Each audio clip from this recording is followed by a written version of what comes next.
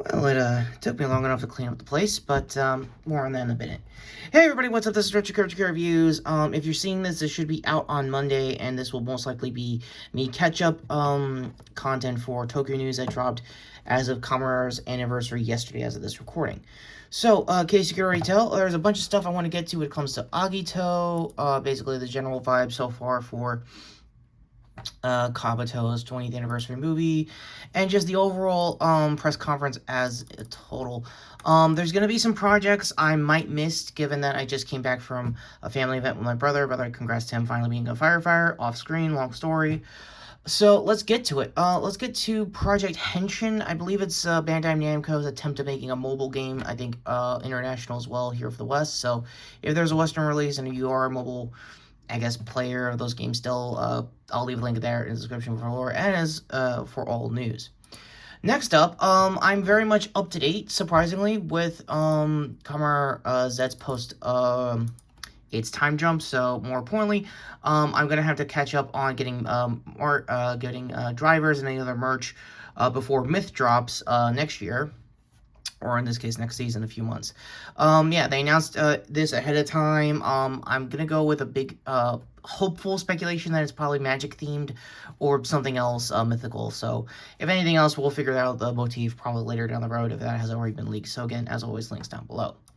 Finally, we're going to do some quick rapid-fire stuff. I'm very much aware of Chronicle, which will be the, I guess, pseudonym for the live-action division when it comes to anniversary movies like Agito over here.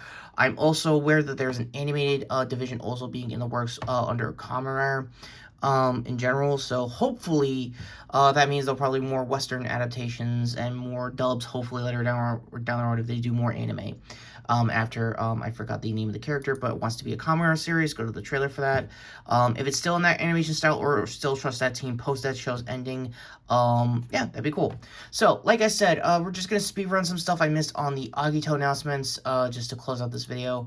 I'm very much aware that the G7 armor has been announced to be characters in this movie. The reason why I'm calling them armors instead of riders, because it comes with a lot of backstory when it comes to Agito. Also, another thing I forgot to mention, speaking of guilds over here as far as Agito cast goes, I am very much aware the original actor cannot come due to a lot of crappy crimes he did. So I'll probably wiki the crimes down below as far as his rap sheet goes, as far as his history post the show.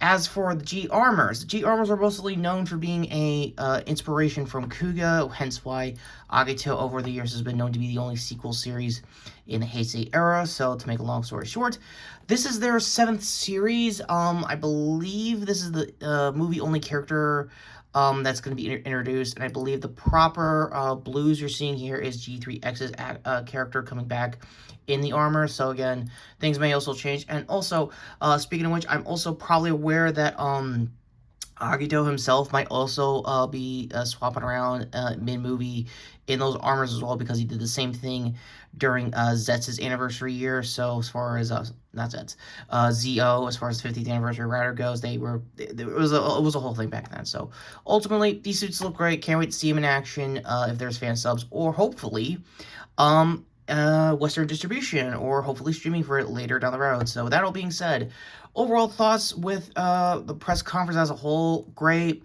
Got some good confirmations of what they're going to be doing down the road, and I'm glad they're trying to like branch out more into the West as well. So hopefully there's going to be some if anything, I hope that their animated projects, and I think even I think they thought of a premium series.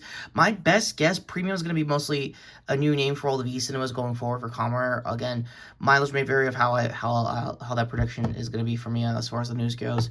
But overall, a good conference. I think they dropped the video on all Western channels, so I'll leave a link above for that. And with that all being said, what is your overall thoughts with all the catch-up news?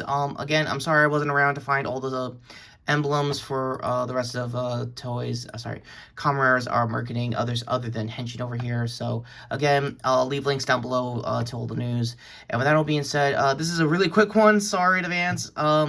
Again, another quick channel, I guess, reminder. I am going through the process of reorganizing the set.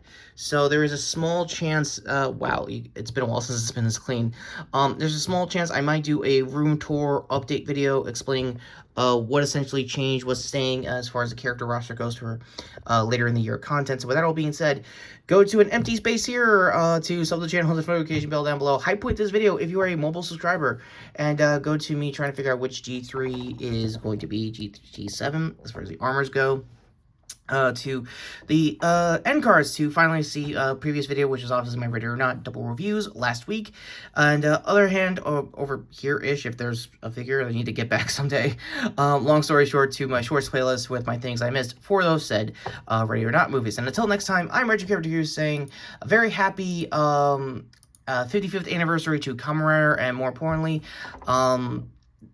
can we go 2 for 2 and have Myth be another wide release comer? I'm just saying, Toei.